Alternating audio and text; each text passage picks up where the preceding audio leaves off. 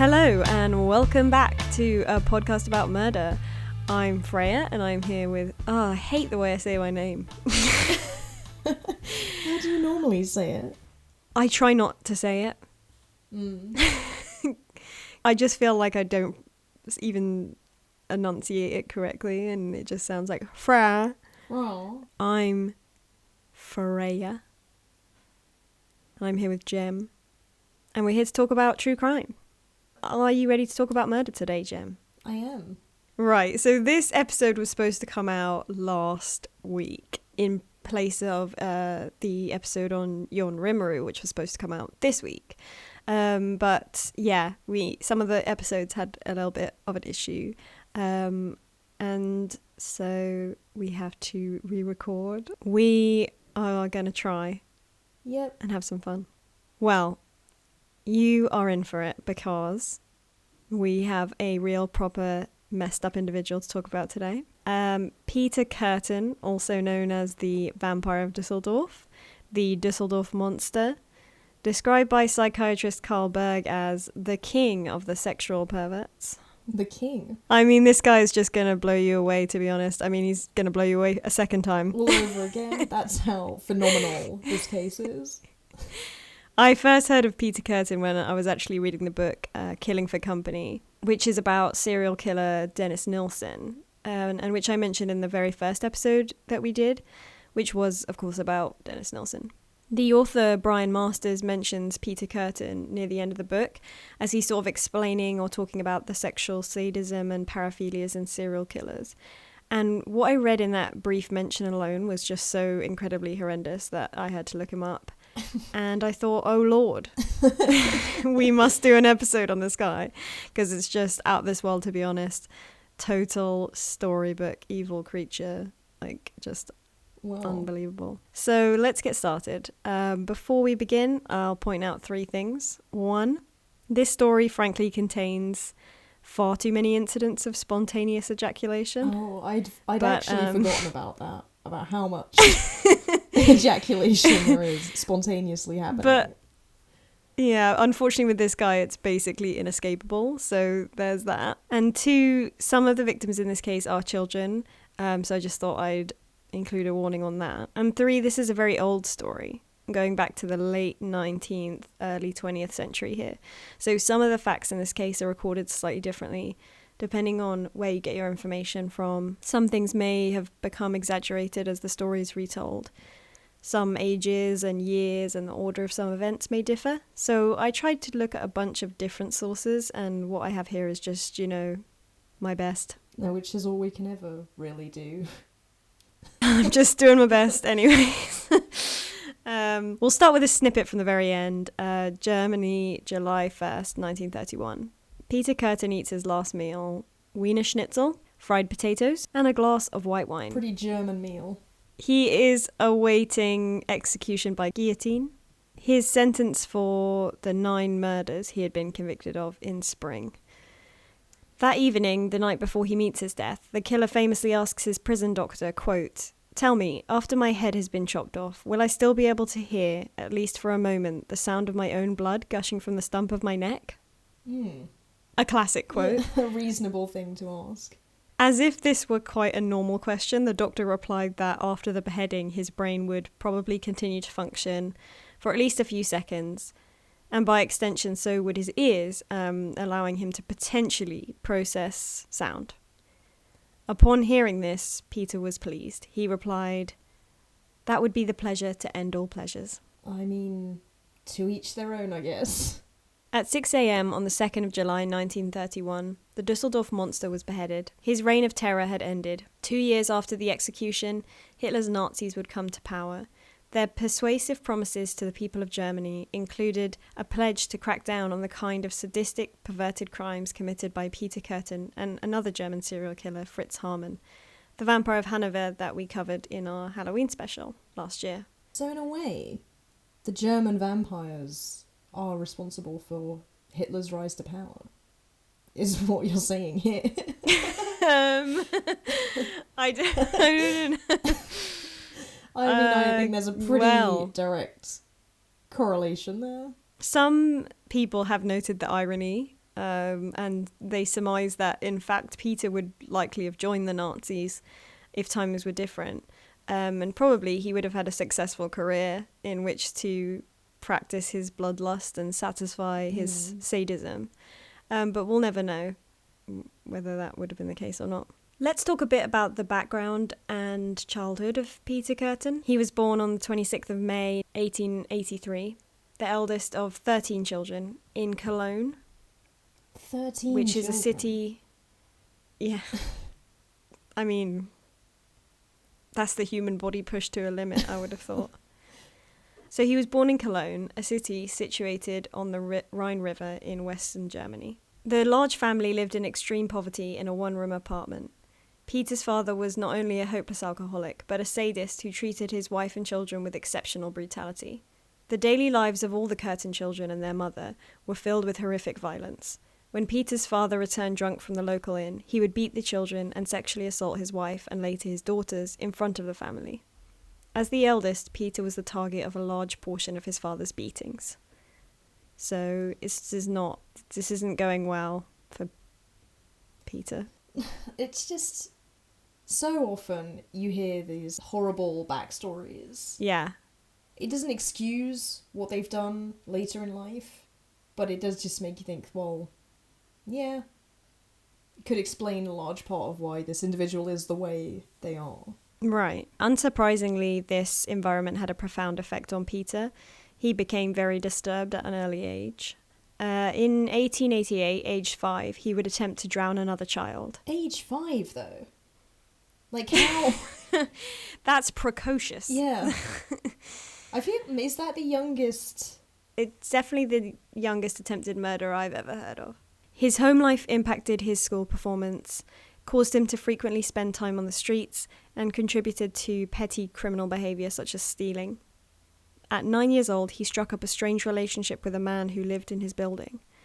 The man was a dog catcher, and he took young Peter along on his rounds. The dog catcher would often torture and kill the animals he caught and even engage in acts of bestiality with them. Oh my god. And all of these activities would be introduced to Peter, and they would become his hobbies, so to speak. But, you know, I mean... And he's 9. There's just... I mean, there's just so much. There's, like, no influence in his life that is positive or... At all, yeah, exactly. You know, you think he's got such a terrible home life with his parents, and then he makes friends with, you know, an older person that could have been almost like a father figure or something. But no, they're also a nutter. Yeah. And they're gonna... I mean... Ugh. Amazingly, Peter claims his first murders were around this time, at the age of 9. While playing on a raft on the Rhine River with 2 school friends, Peter pushed one child overboard, knowing his victim was unable to swim. When the other child jumped in to assist, Peter claims he held both of their heads underwater, causing them to drown. This incident was determined by police to be a tragic accident, and it's not possible to know whether Peter really did commit double murder aged 9. For me, on the one hand, it sounds fantastical. It sounds like it would be hard for a 9-year-old to hold down 2 children struggling for their lives.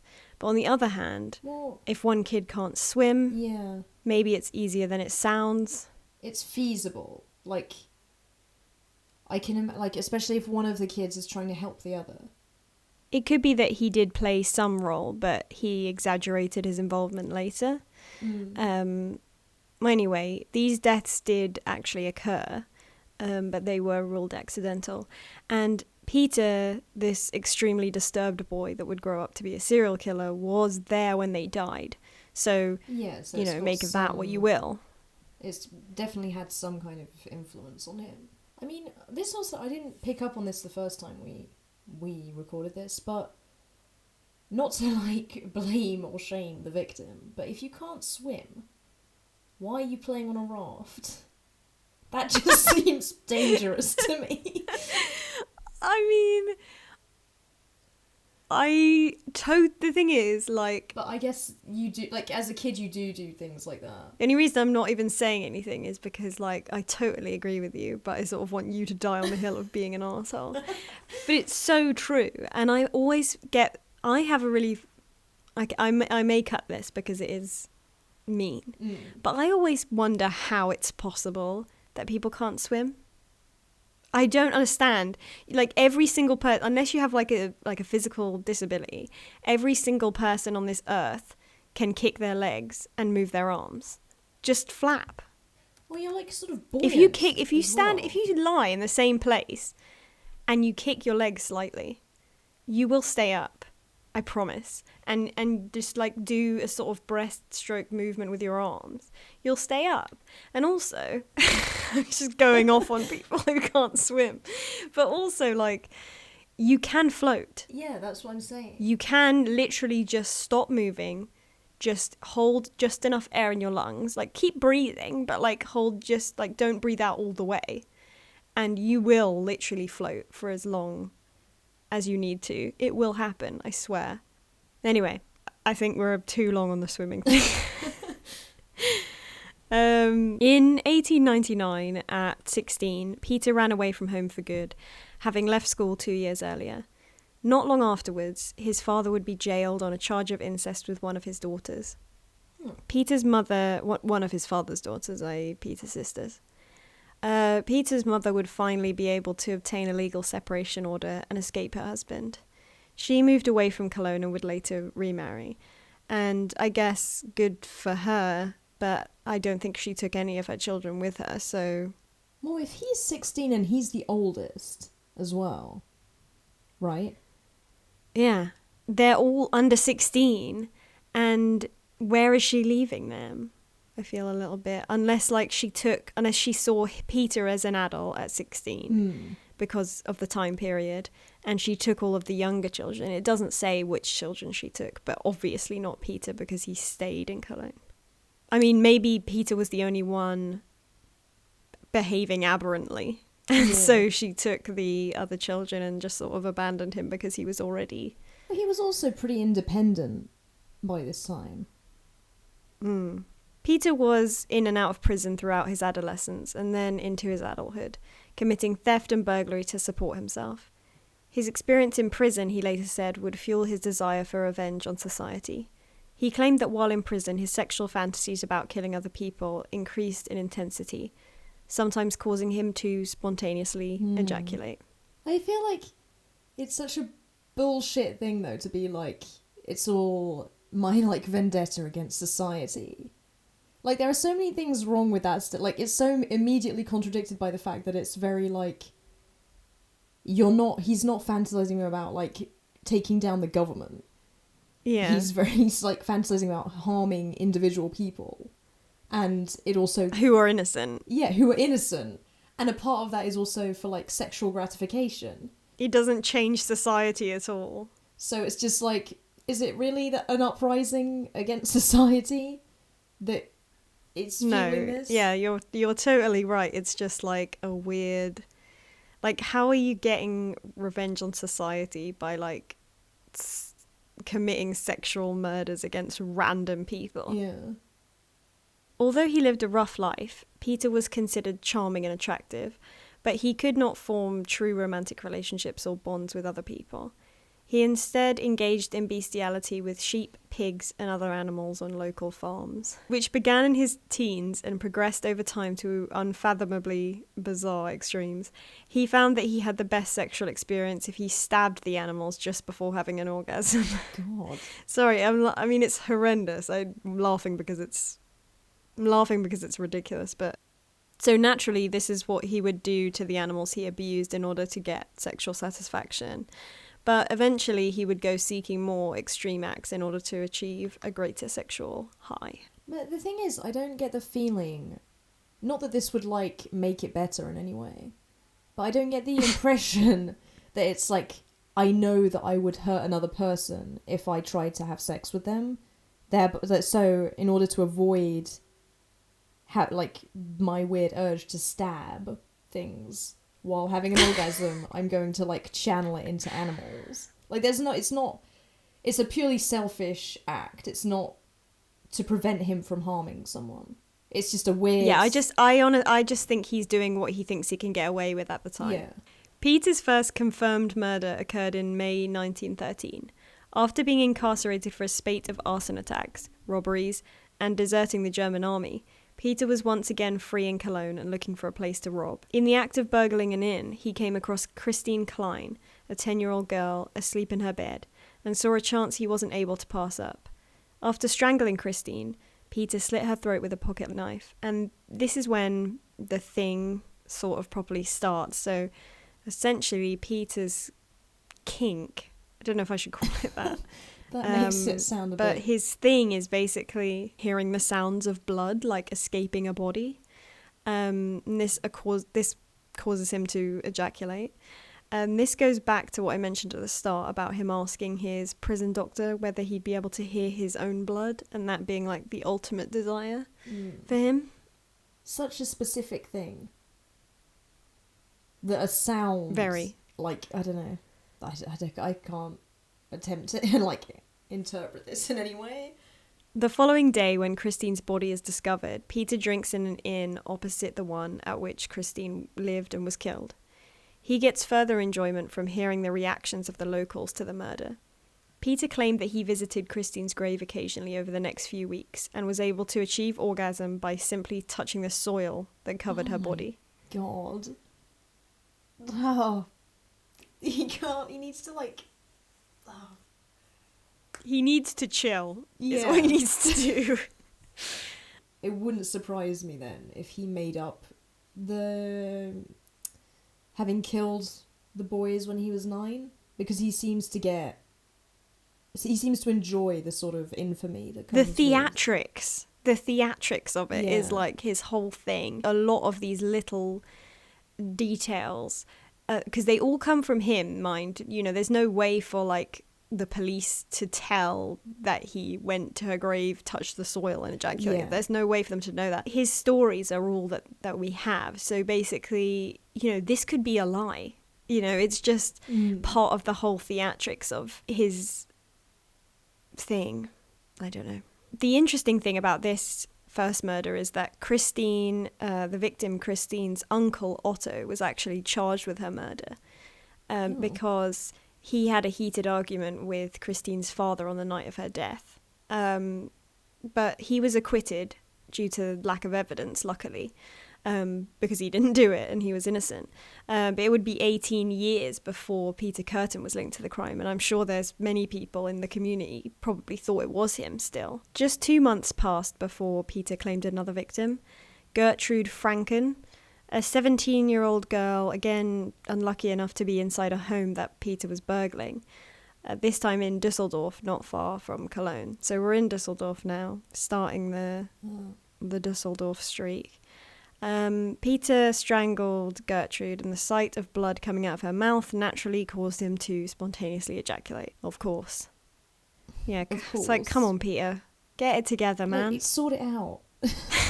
But, like, it's funny that he's not going out looking for this. It's just sort of something that happens. It's like, oh, I'm going to go do some, like, burglaring, and, like... while I'm at it. It's basically, at this point, and I'm pretty sure right until the end, it's almost just at complete it is at complete random. We'll come back to that. So, yeah, a few days after this murder, Peter would be imprisoned again for arson and burglary, although another reason given for this imprisonment is that he was once again drafted and he deserted the army again. Don't know what the real reason was. Could have been all of them. Yeah. But that's the thing, though. At this time, I feel like people get away with so much. And it's only when it's slightly inconvenient to, like, the government that they intervene. Either way, he was released again, and in 1921, he would go to live with his sister in a small town called Altenburg in eastern Germany, a long way from Cologne and Düsseldorf. Really long way, like the other side of the country. During his 4-year stint living in Altenburg, Peter would take a wife, August Scharf, a sweet shop owner and a former sex worker who had spent time in prison for shooting her ex-fiancé. This was the closest Peter could get to a meaningful relationship, although he did need to fantasize about killing people in order to have sex with her. So, there's that. Yeah. I feel kind of bad for her. Finally, he was taking up regular work as a moulder, which had also been his father's occupation. I think what this means is somebody who makes moulds for metal items to be sort of poured into. Peter would not kill again for the duration of his 4 years in Altenburg, which is interesting to me. It's almost like moving away from his childhood and his like horrible past had given him some chance of possibly breaking out of this cycle. But in 1925, he and his wife would move back to West Germany and settle in Düsseldorf. And who knows if it was something about this move back, but Peter found he couldn't control his violent urges after the move. Between 1925 and 1928, he attacked 4 women, strangling them into unconsciousness but leaving them alive. He also continued to indulge his pyromania in frequent arson attacks, later saying he enjoyed imagining that a homeless person might be inside the structures that he burned down. It's just everything about him is so dramatic, and also so like everything has to be in such a roundabout way where it's like it's not even that he can just go out and kill someone. It has to be like, no, I'm going to set a fire and fantasize that someone could die.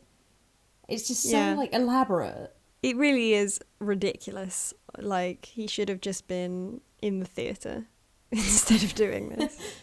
Him being him, he of course derived sexual satisfaction from both the fantasy about the person dying, but also from arson in general. From watching flames, he would spontaneously ejaculate from that as well.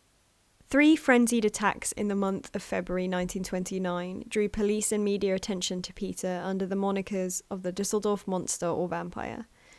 The first, an elderly woman named Apollonia Kuhn, was stabbed 24 times with scissors, but incredibly survived. Scissors, man. 24 times? She survived, though. Oh, yeah, she survived. Hardcore. And she's elderly. Like, I mean, she's a fucking badass, to be honest. Yeah. The second, 9-year-old Rosa Oliger, was stabbed to death and her body was burned. The third was Rudolf Scheer, a 45-year-old mechanic who was also stabbed multiple times. Peter returned to the scene after police had arrived and got a kick out of speaking to the officers. I mean... Which, you know, like, that's not even surprising. No. That's just, like, par for the course for him. Although these victims were so different to each other, the manner and area of Düsseldorf in which they were attacked allowed police to connect the crimes to one perpetrator. So you get an idea here that they are completely random individuals. Like, so he's nothing like Ted Bundy has like a madly specific type down to the hairstyle of the women that he would kill. Yeah. Whereas this guy is just like, are you in front of me? Yeah. I didn't remember if he'd attacked men as well. No, the men did get it. I assume he would size them up, though. Like, I would have thought that this guy, it was probably because he was a little bit older. Maybe he thought, I can take him. Do you think he actually thinks about it that much, though? He seems very impulsive. I find it unlikely that he is attacking completely at random and never comes across like a healthy young man. Do you know what I mean? Yeah. It seems like there's got to be some thought, because when he says later, and he sort of talks about going into like rages and about society, and that doesn't make sense to me, because he's clearly going after victims that he thinks he can overpower physically. Old women, young girls, and older men, basically. No more confirmed murders occurred for several months after this. Possibly Peter was lying low after his spree, but not that low, because he continued attempting to strangle multiple women. I don't know if maybe these attacks helped him stave off killing in some way, but regardless, this wouldn't last very long. On the 11th of August 1929, he killed a young woman named Maria Hahn, luring her into a meadow and stabbing her in an hour-long attack. He wanted to nail her to a tree to shock the public, but he wasn't able to do so as the body was too heavy, so it remained buried in a cornfield. And, like, we don't even need to, the dramatics, it's just like... typical Peter. It really is. Peter sent a letter to police anonymously confessing to Maria's murder and drawing a map to lead detectives to the body. On the 21st of August, Peter attacked 3 people at random in a single morning. An 18-year-old girl, a 30-year-old man, and a 37-year-old woman. So actually there is a 30-year-old man in there. That is a young, that is a man who's possibly strong enough to overpower you. All of these victims survived their stab wounds. Peter had now changed his favoured weapon from a pair of scissors to a knife, which was thought to be a way to throw police off the scent and make them think they were dealing with separate killers. He knew from the extensive media coverage that the police were on the hunt for him in earnest. At this point in summer 1929, police were painstakingly pursuing thousands of leads on the Düsseldorf Monster, and by the end of 1929, they would reportedly amass a list of nearly 1 million potential subjects. 1 million potential suspects, which is a lot. Yeah.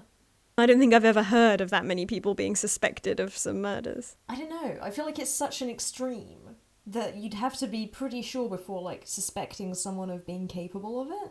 Don't know. They had also followed 2,600 clues and they would have interviewed 9,000 people. So that's a lot. Just 3 days after his triple murder attempt, Peter Kürten would commit one of his most callous killings, those of foster sisters Louise Lenzen, 14, and Gertrude Hamacher, who was only 5. Oh. He strangled and knifed both girls and even drank blood from Louise's wounds. Oh. The following day, he attempted to kill a 27-year-old woman who refused his sexual advances, but she survived despite multiple severe stab wounds. It's amazing how many people are surviving, isn't it? German people are just resilient. And he isn't being caught, which is madness. Yeah. A further 2 people survived attempted murders by Peter Kürten in September. The victims who survived attacks were trying to help police identify the Düsseldorf Monster, but the description they were giving, that was a problem. It was of a tall white man with dark hair, and it fit way too many German men to be of much use. And if you see a picture of him, he is very unremarkable looking. He has a little moustache, but I'm sure it was fashionable.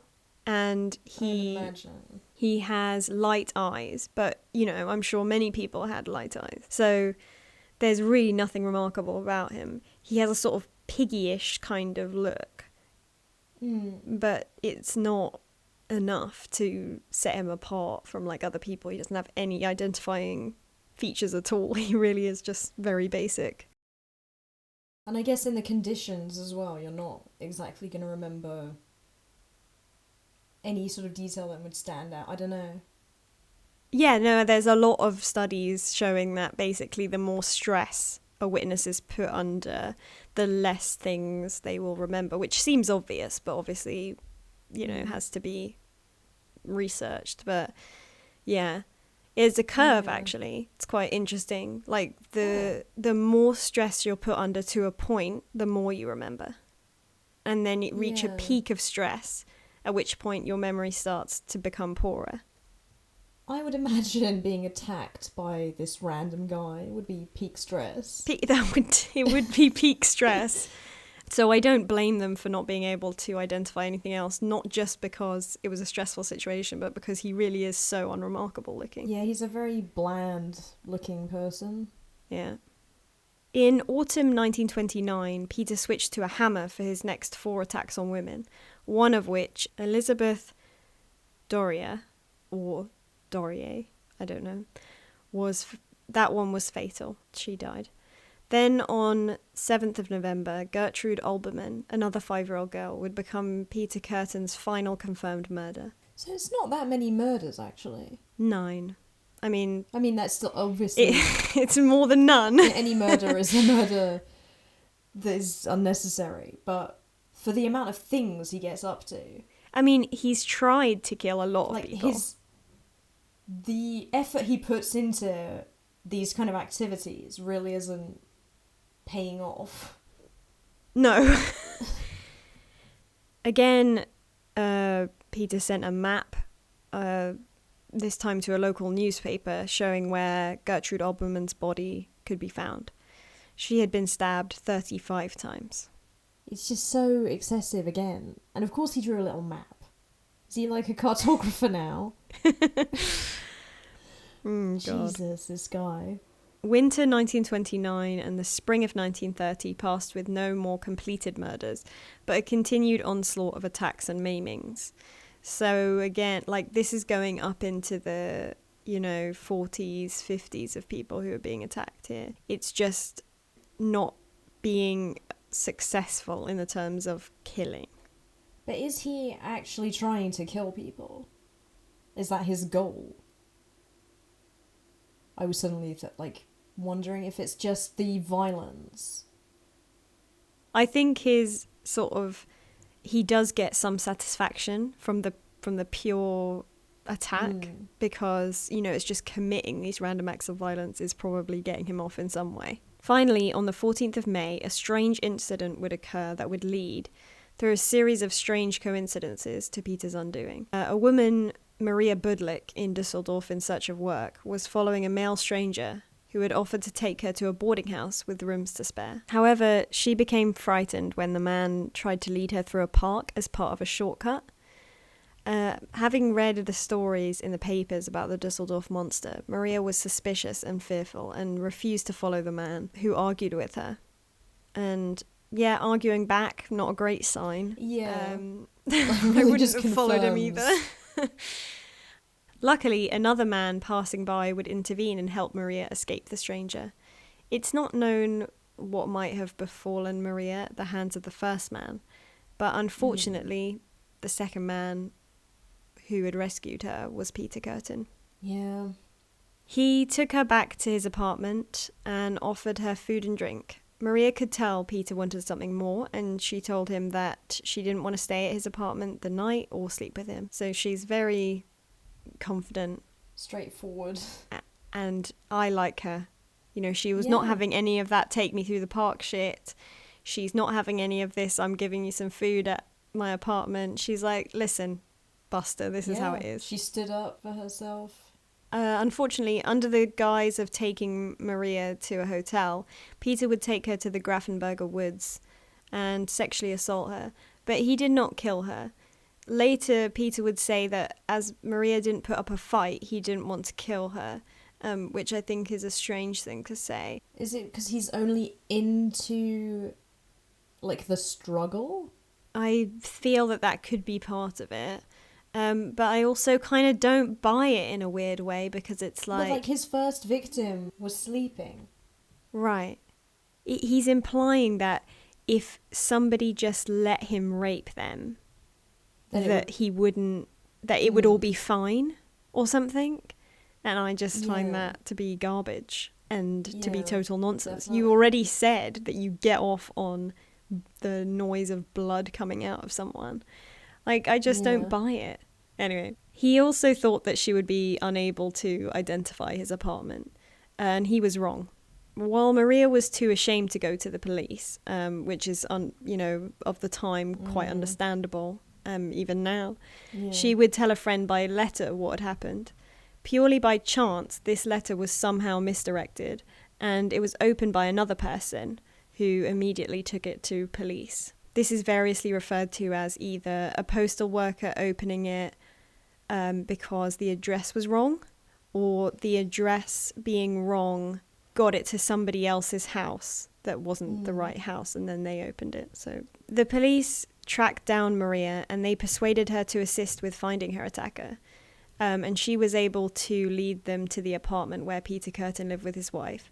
I feel like they must have suspected something specific about this, because it seems quite unusual for them to be so interested. I mean, of course they should have been interested in every sexual assault that happened, but I don't think that's the case, to be honest, back then. So I think they must have had some inkling.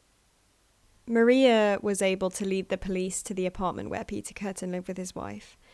Peter knew the police were zeroing in on him, and he spotted them coming. He fled his apartment for another one nearby. I don't know, how that was possible. He confessed to his wife that he was the Düsseldorf Monster at this point, and she suggested a double suicide. Which, if your husband of a few years now suddenly came to you and was like, I'm a serial rapist and murderer, I feel like I would just be like, well, I don't know of any better way to handle this information than for you to die and let's to be go real. with you. Yeah.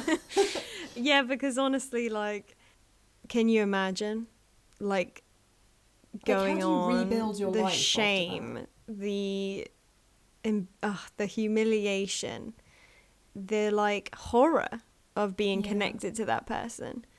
Well, it's also like I really don't time- blame her for coming up with this, because I don't even know why I do. I honestly think I probably would kill myself, to be honest. Peter instead proposed that August obtain the reward on offer for his capture by going to police and giving him up. And I guess this was his way of saying, oh no, you know, you'll be set up. It will do two things. It will get you money to continue on sort of without me financially, but also you'll have the face save kind of thing of being the one that gave me up kind of thing. Peter had planned to allow time to commit a final attack before his wife would give him up. So again, it's like, you're ridiculous. How far are you trying to push You're just a ridiculous, ridiculous guy. But August didn't appear to think that was a great idea. Yeah, good for her. Because she went to police the following day. So good on her.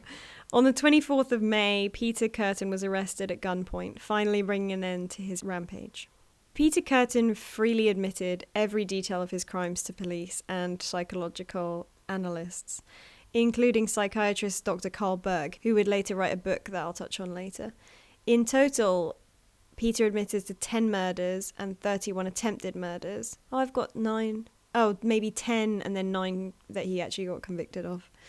Among other violent crimes. According to Peter, his motive for killing was to strike back at oppressive society.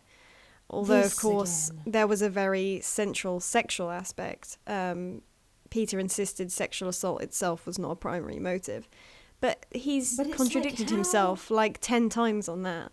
How is it fighting against oppressive society to prey on like vulnerable people who are also, I would imagine, just as oppressed by the society? Maybe more so if you're talking about like young girls and women. Yeah. He didn't excuse his actions, but he did offer that the cruelty of his early life explained his behaviour as an adult, although it didn't excuse it. Yeah. And I think he's right. Yeah, I'm with him on that. That's probably the only thing I've agreed with this whole episode. He claimed to have consumed the blood of multiple victims, and he told psychiatrists that in some cases merely the sight of blood was enough to cause him to spontaneously ejaculate. What's that about? Like, where does this come from? How does it become a thing? I don't know how it's possible, but it is. He said that if this happened too early in an attack, he would apologise to the victim, saying that's what love is all about. Well, there's a lot to unload in that statement. There's too much. It can't be unpacked. It's too much. Violence and sexual pleasure were not only linked in Peter, they were one and the same. He spoke of his sense of relief after completing a killing. Peter was ruled legally sane and competent to stand trial, charged with 9 counts of murder and 7 of attempted murder. He pled not guilty by reason of insanity, but ultimately this defence failed due to evidence of premeditation. The trial lasted just 10 days, and the jury returned a guilty verdict after only 2 hours of deliberation on April 22nd, 1931. Before being beheaded by guillotine at Klingelputz prison in Cologne, Peter was asked if he had any last words, to which he smiled and replied no. So... But it's so, like, I'm trying to be enigmatic and, like, mysterious, like, no. Yeah. It's like, oh, no, not me. Like, you had all this shit to say, and now you want to be quiet. You fuck. Peter's head, much like the head of fellow German serial killer Fritz Hamann, was preserved for study and examined thoroughly in search of something to explain his personality and actions. Nothing was found in the head or in the rest of the autopsy, aside from an enlarged lymph gland in his chest. This was, from what I understand, was something that, like, could have caused some health problems, could have not caused any problems. So it's just kind of, but it's notable, I suppose, because it was the only abnormal feature. Yeah. But it's nothing that would have like had an impact on his mental state. I wouldn't have thought so. They don't seem to think so, but they also don't really know, like, you know. The head is now mummified and it is on display at a museum in Wisconsin for some reason. Why do they want it? Who It's in Ripley's Believe It or Not. Which is a bit bizarre. So, recommended reading for this week. There's a couple of books I wanted to mention, one relevant to this case and one not. On Peter Kürten, I went looking for a good book about him because I was interested, but I couldn't really find anything. So if anyone knows one, do recommend it to me. Psychiatrist Carl Berg's book, The Sadist, based on the killer's confessions, is the only substantial study of Peter Kürten that I know of. It was first published in English in 1938. In fact, it's considered the first psychological study of a sexual serial killer at all. I could only find a Kindle version or a German version, and I don't have a Kindle, and I don't read German, so I'll keep looking. But secondly, unrelated to this case, I've just finished reading, well, not just finished, I've actually read a whole book in between, having read that one and now this one, but the book Happy Like Murderers, The True Story of Fred and Rose West by Gordon Byrne. And I wanted to mention it because I did feel like it was worth recommending. It's a truly horrendous book in terms of its subject matter, of course. But I thought I knew about the West, but I had no idea the depths of the depravity and cruelty that they went to. It truly boggles the mind. It must be the first book I've read where I found it both hard to put down and then hard to pick up again. And my God, the incest. Like, the incest is just constant. Yeah, I mean, I remember when you told me about this, I was on their Wikipedia page afterward, and it made me feel so bad for, like, the rest of the day. I can't imagine reading a whole book on them, but I imagine if it's an interesting read, to say the least. I mean, it is interesting because you see how, and in a similar way to this case, actually, how basically there was no way they could have ever led a normal life. You know, like, either of them, their past was so completely fucked up that it's like, that was their normal. And it's not, doesn't excuse them in any way. They're as horrible can be, but they are, what I'm trying to say is it's that cycle again. But yeah, it is the most incest I've ever heard of, in the most, like, variety of pairings. And just the maximum level of incest. And then you turn the page and you're just delivered, like, lashings more incest, and it just goes on. But that's Happy Like Murderers by Gordon Byrne. I was actually planning to do the West's case this season, but after reading that book I changed my mind because it was just too much for me, and I thought, my Lord, I can't do this. But it's too horrific. But I recommend the book if you are interested, and maybe we will come back to the case at some future stage, but I don't know. Yeah, we'll see if we can figure something out. But that's everything we've got for today, so thanks for listening. Don't forget to connect with us on social media, at About Murder on Twitter, Instagram at A Podcast About Murder, facebook.com/A Podcast About Murder with no E. These are in the description box. And if you would like to send us an email, our address is apodcastaboutmurder@outlook.com. I hope you'll join us again next Friday. Although it is possible. No, it's not. Never mind. Let me start again. I hope you'll join us again next Friday, where we will do it all over again with another case. And don't forget to subscribe so you don't miss it. Yeah. Rate the podcast 5 stars and have a great weekend. Peace out, Juicy. What? What?